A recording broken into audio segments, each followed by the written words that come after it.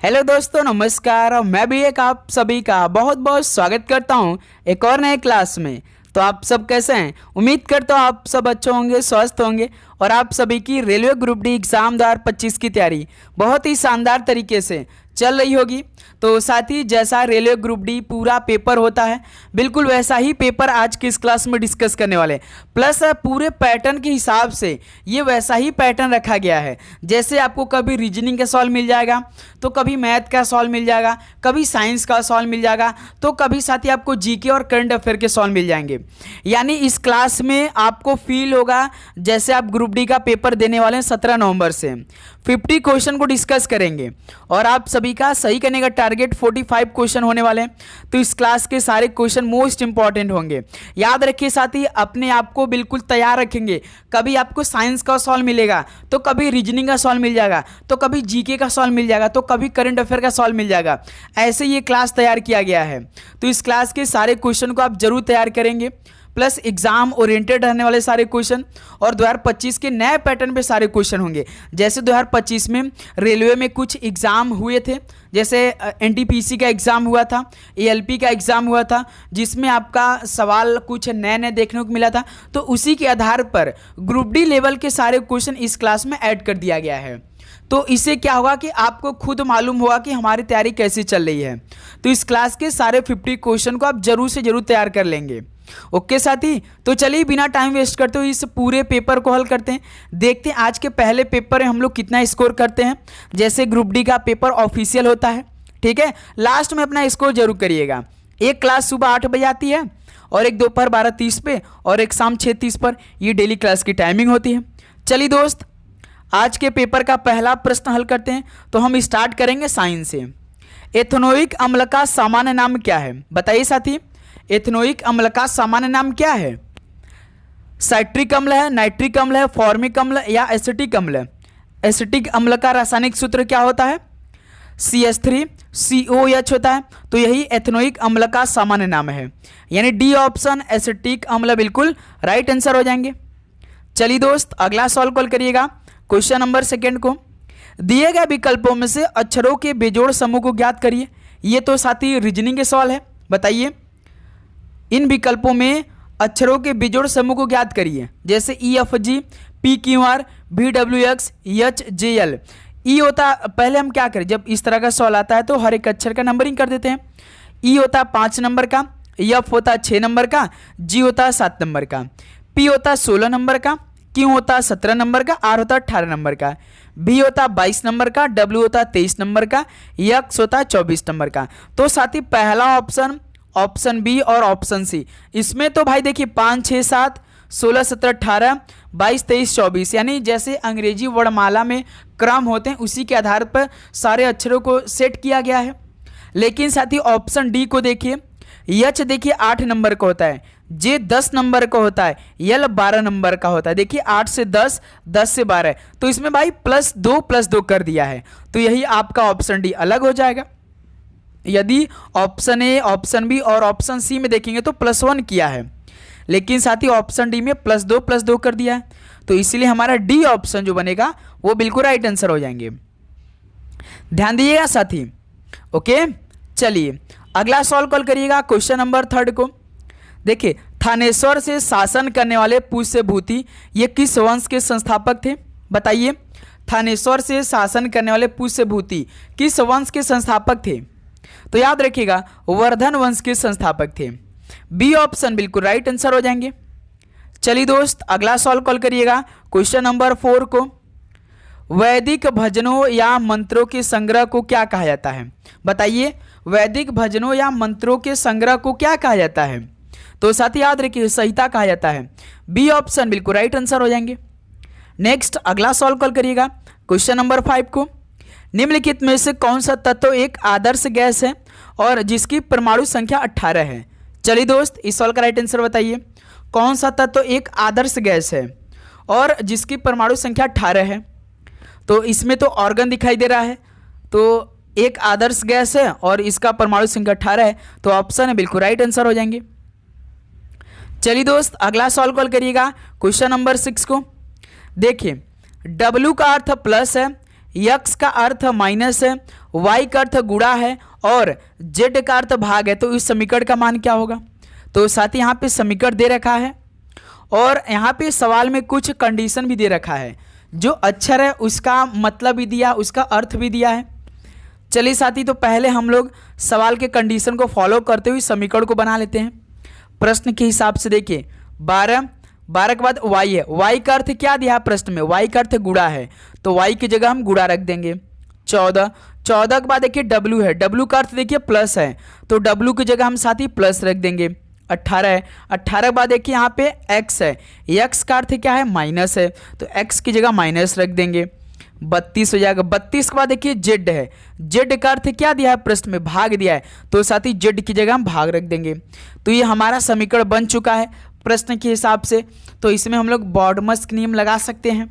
चलिए साथी, बॉडमस नियम लगा सकते हैं। पहले भाग होता है तो पहले हम गुणा कर देते हैं। 12 गुणे 14 कितना होगा, 14 धाम में 140, 14 28 यानी 168 हो जाएगा इधर से, प्लस 18 माइनस 4 का भाग 32 में देंगे तो 4 8 32, 168 प्लस 18 कितना होगा 100, आपका कितना होगा 86 होगा क्या, 68 2 70 16 186, बिल्कुल 186 इधर होगा और माइनस 60 इधर से, यानी साथ 178 हो जाएगा। तो इस सवाल का देखिए पहला ऑप्शन बिल्कुल राइट आंसर हो जाएंगे। बताइए साथी, किसी प्रकार का दिक्कत डाउट इस सवाल को हल करने में, बिल्कुल नहीं। चलिए अगला सवाल को हल करिएगा, क्वेश्चन नंबर 7 को। भारत की जनगणना 2011 1872 से भारत की कौन सी 10 की जनगणना है, जब पहली व्यवस्थित जनगणना पूरे देश में एक समान पैटर्न के अनुसार आयोजित की गई थी। बताइए साथी, भारत की जनगणना 2021 1872 से भारत की कौन सी 10 की जनगणना है, जब पहली व्यवस्थित जनगणना पूरे देश में एक सामान्य पैटर्न के अनुसार आयोजित की गई थी। तो साथी याद रखिएगा 16वीं थी, तो आप सभी को मालूम होगा कि 2011 की जनगणना हुई थी वो 15वीं थी, तो इसका 2021 में ऑलरेडी हुई है, लेकिन इससे सवाल नहीं आता है, तो यह 16वीं हो जाएगी। तो साथी डी ऑप्शन बिल्कुल राइट आंसर हो जाएंगे। चलिए अगला सॉल्व कल करिएगा, क्वेश्चन नंबर 8 को। ऊर्जा की एसआई इकाई क्या है, बताइए ऊर्जा की एसआई इकाई क्या है, तो याद रखिए जूल है। बी ऑप्शन बिल्कुल राइट आंसर हो जाएंगे। अगला सॉल्व कॉल करिए दोस्त, क्वेश्चन नंबर 9 को। सरकार के कुल व्यय और कुल व्यय के बीच के अंतर को क्या कहा जाता है, यानी व्यय बराबर ज़्यादा है राजस्व से। बताइए साथी, सरकार के कुल व्यय और कुल व्यय के बीच के अंतर को क्या कहा जाता है, तो साथी याद रखिए राजकोषीय घाटा कहा जाता है। बी ऑप्शन बिल्कुल राइट आंसर हो जाएंगे। अगला सवाल कॉल करिए दोस्त, क्वेश्चन नंबर 10 को। क्या दे रखा है सवाल, निम्नलिखित तत्वों में से किसकी परमाणु संख्या नाइट्रोजन से अधिक होती है।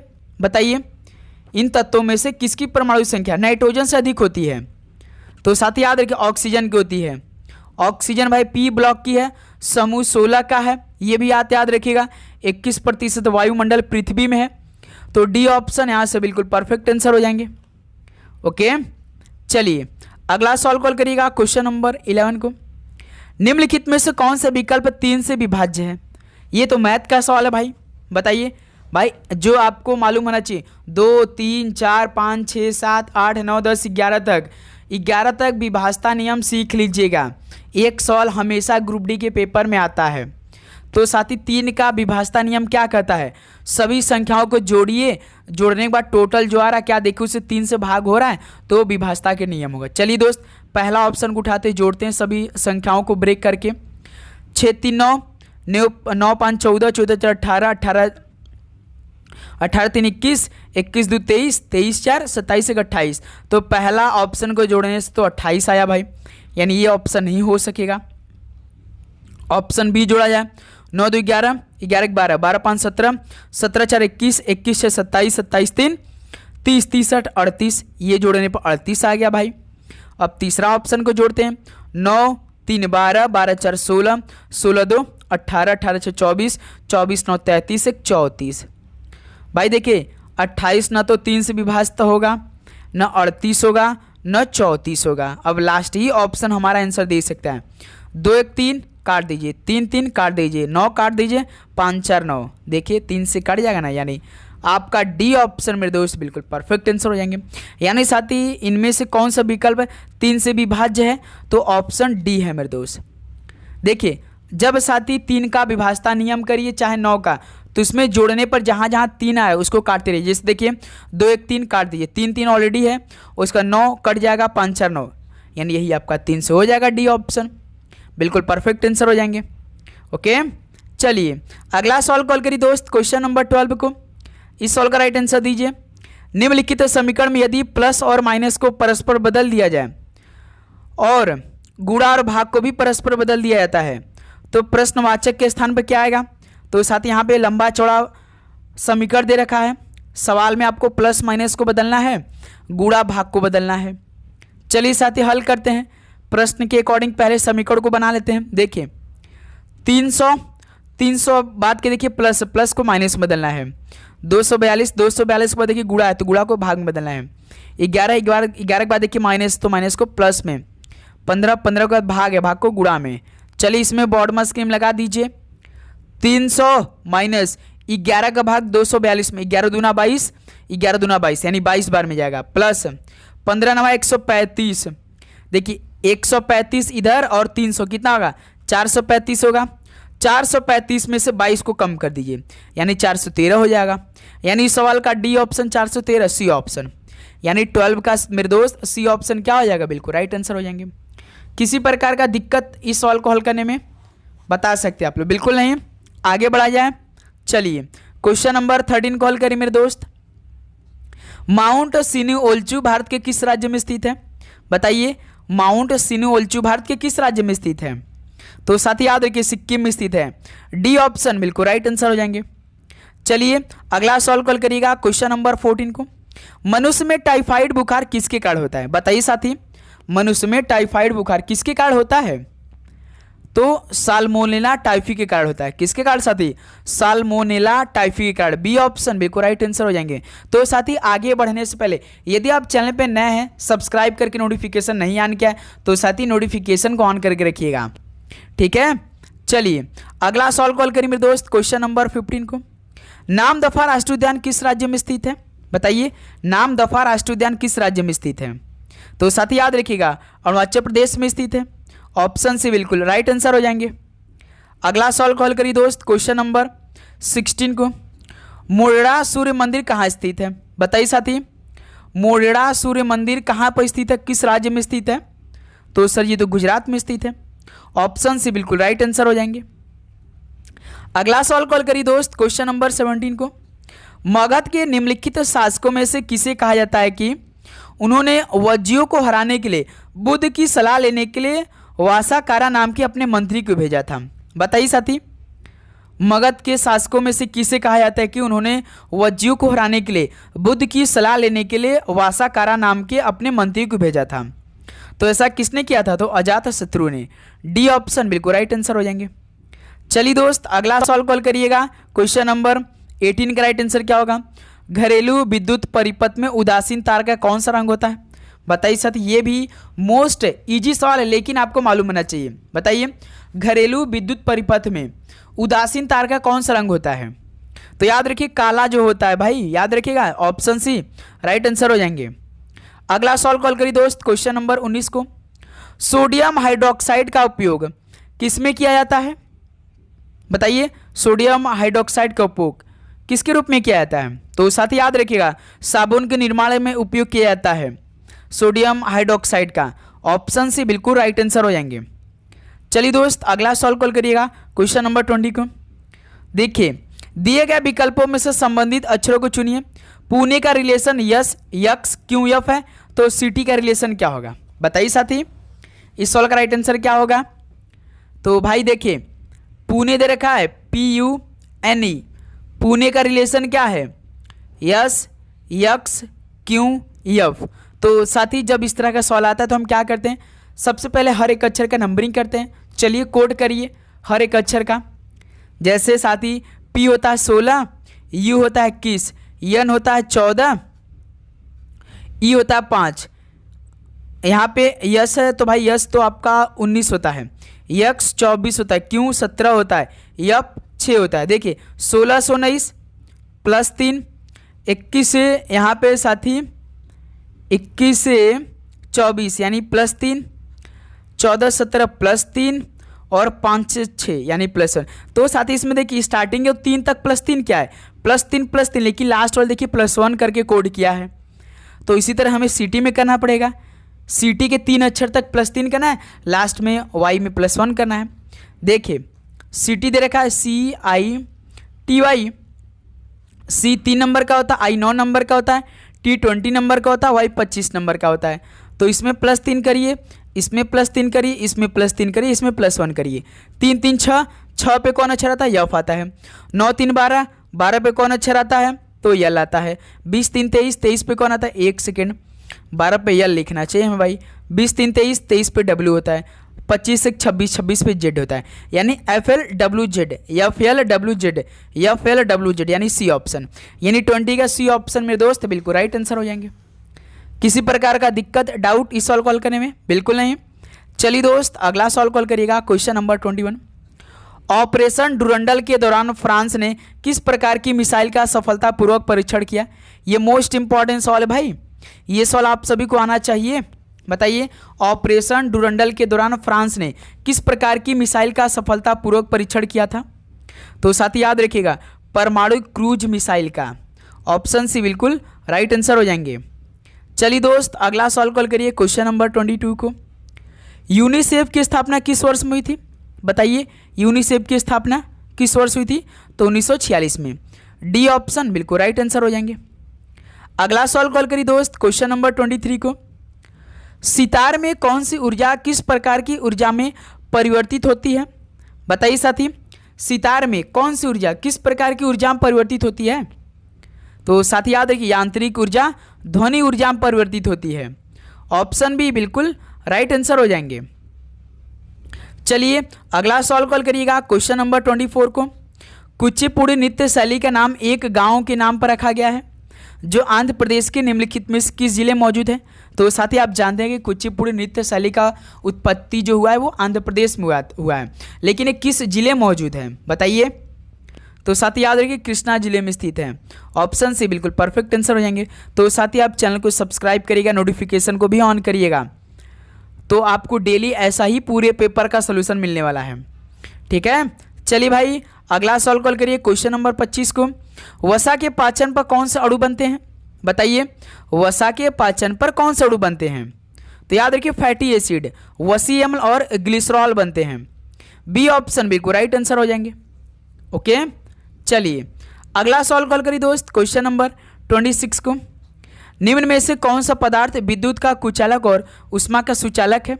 बताइए कौन सा पदार्थ विद्युत का कुचालक है और उष्मा का सुचालक है, तो वो कौन सा है पदार्थ। तो दोस्त याद है अभ्रक है, ऑप्शन है बिल्कुल राइट आंसर हो जाएंगे। अगला सॉल्व कॉल करिएगा, क्वेश्चन नंबर 27 को। प्रसिद्ध संगीतकार अप्पा जलगांवकर किस वाद्य यंत्र से संबंधित है। तो अब तो साथी TCS ही कंपनी आपकी एग्जाम कराने वाली है। रेलवे के जितने भी इस टाइम एग्जाम कंप्लीट हुए हैं तो मेरे दोस्त रेलवे TCS ही एग्जाम कराई है, तो इसके लिए तैयार रहिएगा। तो प्रसिद्ध संगीतकार अप्पा जलगांवकर किस वाद्य यंत्र से संबंधित है, तो हारमोनियम से हैं, ऑप्शन है बिल्कुल राइट आंसर हो जाएंगे। अगला सॉल्व कॉल करिए दोस्त, क्वेश्चन नंबर 28 को। निम्नलिखित तत्वों में से किसकी परमाणु संख्या 12 से अधिक होती है। बताइए साथी इन तत्वों में किसकी परमाणु संख्या 12 से अधिक होती है। बेरिलियम का 4 होता है और साथी बोरान का 5 होता है, शायद फ्लोरीन का 9 होता है, एल्युमिनियम का साथी कितना होता है। एल्युमिनियम का बताइए परमाणु संख्या 12 से अधिक, तो डी ऑप्शन। तो इस सवाल का मेरे दोस्त डी ऑप्शन बिल्कुल परफेक्ट आंसर हो जाएंगे, याद रखिएगा साथी, ठीक है। चलिए नेक्स्ट अगला सवाल कॉल करिएगा, क्वेश्चन नंबर 29 को। निम्नलिखित में किस बंदरगाह को पूर्वी भारत का प्रवेश द्वार कहा जाता है। बताइए किस बंदरगाह को पूर्वी भारत का प्रवेश द्वार कहा जाता है, तो कोलकाता बंदरगाह को, ऑप्शन है यहाँ से बिल्कुल राइट आंसर हो जाएंगे, ओके। अगला सवाल कॉल करिए साथी, क्वेश्चन नंबर 30 का राइट आंसर क्या होगा।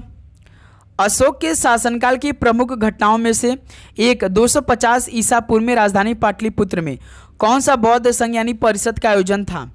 बताइए साथी अशोक के शासनकाल की प्रमुख घटनाओं में से एक 250 ईसा पूर्व में राजधानी पाटलिपुत्र में कौन सा बौद्ध संघ का आयोजन था।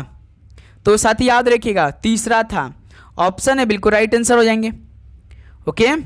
चलिए अगला सॉल्व कल करिए दोस्त, क्वेश्चन नंबर 31 को। कर्क रेखा कितने भारतीय राज्यों से होकर गुजरती है?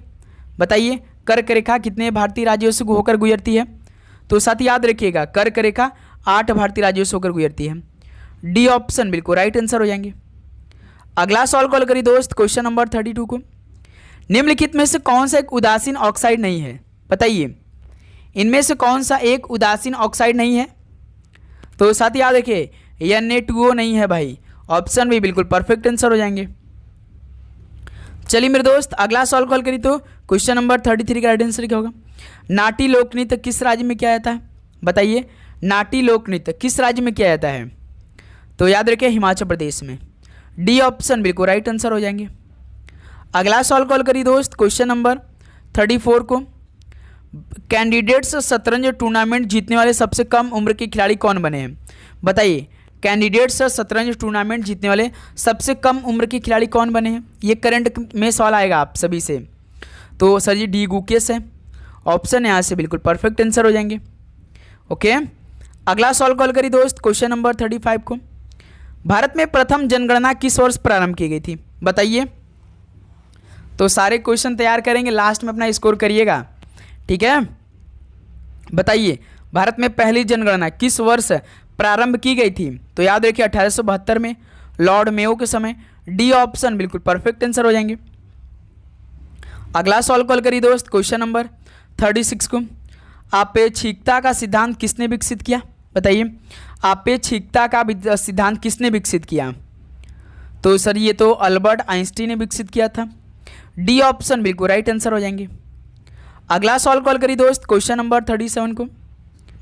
डैश नामक उपकरण एक परिपथ में विद्युत विभव के अंतर को मापता है। बताइए वो कौन सा है? तो सर ये वोल्ट मीटर है, जो नामक उपकरण एक परिपथ में विद्युत विभव के अंतर को मापता है, वोल्ट मीटर। ऑप्शन से बिल्कुल राइट आंसर हो जाएंगे। ऐसे ही साइंस के सवाल आपको इस बार तैयार करना है मेरे दोस्त, याद रखिएगा। हल्का सवाल तो पढ़ना ही नहीं है। देखिए क्वेश्चन नंबर 38। निम्नलिखित में से किस तत्व की परमाणु संख्या 87 है? बताइए साथी, किस तत्व की परमाणु संख्या 87 है? तो सर ये तो फ्रेंसियम की है। हमें तो साथी फ्रेंसियम का दिखाई दे रहा है। ऑप्शन यहाँ से बिल्कुल परफेक्ट आंसर हो जाएंगे। ओके, याद रखिएगा, अति महत्वपूर्ण प्रश्न है मेरे दोस्त। जैसे सीजियम का कितना होता है? 55 होता है। हाइड्रोजन, हीलियम, लिथियम का तो 3 होता है लिथियम का। रुबिडियम का कितना होता है? 37 होता है। ये भी बात याद रखिएगा। ऑप्शन है राइट आंसर हो जाएंगे। अगला सॉल्व कॉल करिए दोस्त, क्वेश्चन नंबर 39 को। भारत में ईस्ट इंडिया कंपनी का शासन किस वर्ष समाप्त हुआ? बताइए, भारत में ईस्ट इंडिया कंपनी का शासन किस वर्ष समाप्त हुआ? तो सर जी वर्ष 1858 में समाप्त हुआ। ऑप्शन यहाँ से बिल्कुल परफेक्ट आंसर हो जाएंगे। अगला सॉल्व कॉल करिए दोस्त, क्वेश्चन नंबर 40 का राइट आंसर क्या होगा? बी किरण को मापने के लिए निम्न में से किस उपकरण का उपयोग किया जाता है? बताइए, बी किरण को मापने के लिए किस उपकरण का उपयोग किया जाता है? तो साथ ही याद रखिए, गीगर काउंटर का उपयोग किया जाता है। ऑप्शन यहाँ से बिल्कुल राइट आंसर हो जाएंगे। ओके, चलिए अगला सॉल्व कॉल करिएगा, क्वेश्चन नंबर 41 को। निम्न में से किस नृत्य शैली की उत्पत्ति दक्षिण भारत में नहीं हुई थी? बताइए, राइट आंसर दीजिए। ऑप्शन देखिए और बताइए, किस नृत्य शैली की उत्पत्ति दक्षिण भारत में नहीं हुई? कथकली कहाँ का है? कथकली केरल का है, कथक यूपी का है, कुचिपुड़ी आंध्र प्रदेश का है, भरतनाट्यम तमिलनाडु या केरल, सत्रिया का तो भाई असम का। यही है आपका दक्षिण भारत में नहीं हुई है, सत्रिया। ऑप्शन सी बिल्कुल राइट आंसर हो जाएंगे। अगला सवाल कॉल करिए दोस्त, क्वेश्चन नंबर 42 को। त्रिशूर पूरम उत्सव निम्नलिखित में से किस राज्य में मनाया जाता है? बताइए, त्रिशूर पूरम उत्सव किस राज्य में मनाया जाता है? तो सर ये तो केरल राज्य में मनाया जाता है। बी ऑप्शन बिल्कुल राइट आंसर हो जाएंगे। चलिए दोस्त अगला सवाल कॉल करिएगा, क्वेश्चन नंबर 43 को। निम्नलिखित में से किस त्यौहार को भूटान का राष्ट्रीय उत्सव कहा जाता है? बताइए, किस त्यौहार को भूटान का राष्ट्रीय उत्सव कहा जाता है? तो साथ ही याद रखिए, थिम्पू सेचू उत्सव को बोला जाता है। ऑप्शन यहाँ से बिल्कुल राइट आंसर हो जाएंगे। अगला सवाल कॉल करिए दोस्त, क्वेश्चन नंबर 44 को। टिहरी बांध भारत का सबसे ऊंचा बांध है जो कि किस नदी पर स्थित है? बताइए, टिहरी बांध भारत का सबसे ऊंचा बांध है जो कि किस नदी पर स्थित है? तो याद रखिए, भागीरथी नदी पर स्थित है। ऑप्शन सी बिल्कुल राइट आंसर हो जाएंगे। अगला सवाल कॉल करिए दोस्त, क्वेश्चन नंबर 45 को। निम्नलिखित में से किस रंग की तरंगदैर्घ्य सबसे कम होती है? बताइए साथी, किस रंग की तरंगदैर्घ्य सबसे कम होती है? क्या होगा इस सवाल का राइट आंसर बताइए। तो सर जी सबसे कम जो रंग की तरंगदैर्घ्य होती है वो नीला की होती है, यानी ब्लू की। बी ऑप्शन बिल्कुल राइट आंसर हो जाएंगे। ओके, चलिए अगला सवाल कॉल करिए दोस्त, क्वेश्चन नंबर 46 को। राजा राम मोहन राय द्वारा स्थापित निम्नलिखित में से कौन सा बंगाल में सामाजिक धार्मिक सुधार का अग्रदूत था? बताइए, राजा राम मोहन राय द्वारा स्थापित कौन सा बंगाल में सामाजिक धार्मिक सुधार का अग्रदूत था? तो सर जी वो आत्मीय सभा था। कौन था भाई? आत्मीय सभा। बी ऑप्शन बिल्कुल परफेक्ट आंसर हो जाएंगे। ओके, चलिए अगला सवाल कॉल करिए, क्वेश्चन नंबर 47 को। क्रांतिक ताप पर पृष्ठ तनाव कैसा हो जाता है? बताइए, क्रांतिक ताप पर पृष्ठ तनाव किस पर हो जाता है? तो साथ ही याद रखिए शून्य पर हो जाता है। ऑप्शन सी बिल्कुल परफेक्ट आंसर हो जाएंगे। अगला सवाल कॉल करिए, क्वेश्चन नंबर 48 को। पक्षियों के अध्ययन को क्या कहते हैं? बताइए, पक्षियों के अध्ययन को क्या बोला जाता है? बताइए, हर्पेटोलॉजी, ऑर्नियोथोलॉजी, एंथ्रोपोलॉजी या ऑप्थेल्मोलॉजी? तो पक्षियों के अध्ययन को तो सर जी ऑर्नियोथोलॉजी बोलते हैं। बी ऑप्शन बिल्कुल परफेक्ट आंसर हो जाएंगे। अगला सवाल कॉल करिए दोस्त, क्वेश्चन नंबर 49 का राइट आंसर क्या होगा? निम्नलिखित में से किसे भारतीय शास्त्रीय संगीत में सर्वोदय सम्राट के नाम से जाना जाता है? बताइए, किसे भारतीय शास्त्रीय संगीत में सर्वोदय सम्राट के नाम से जाना जाता है? तो याद रखिए अमजद अली खान को। ऑप्शन सी बिल्कुल राइट आंसर हो जाएंगे। चलिए दोस्त, लास्ट क्वेश्चन का राइट आंसर आप बताइए, तो ये सवाल आपके लिए होमवर्क रहेगा। निम्नलिखित में से 15वीं जनगणना किस वर्ष समाप्त हुई थी? चलिए इस सवाल का राइट आंसर आप कमेंट बॉक्स में बताइए। क्या होगा साथी? 15वीं जो जनगणना 2011 में हुई थी, किस वर्ष में संपन्न हुई थी? कमेंट करके बताइए। तो साथी फाइनली 50 क्वेश्चन कंप्लीट हो चुका। आप बताइए साथी, आप सभी का 50 क्वेश्चन से कितना स्कोर रहा? तो साथी उम्मीद करूंगा आपको हर एक प्रश्न बहुत ही शानदार तरीके से समझ में आया होगा। आप पूरे 60 के 60 पूरे 50 के 50 क्वेश्चन तैयार किए होंगे, किसी प्रकार का आपको डाउट नहीं हुआ होगा। तो डेली क्लास आएगी साथी सुबह 8 बजे, दोपहर 12:30 बजे और एक शाम 6:30 पर आपको डेली क्लास लेनी है। ओके साथी, किसी प्रकार का आपको डाउट हो किसी भी प्रश्न पे तो ज़रूर बताइएगा, ठीक है? तो चैनल को सब्सक्राइब करिए, नोटिफिकेशन को ऑन करिए। तो साथी सब्सक्राइब कर लीजिए, आप लोग नोटिफिकेशन को ऑन कर लीजिए। सभी को जय हिंद, जय भारत, पढ़ाई करते रहिए। ऑल द वेरी बेस्ट, धन्यवाद।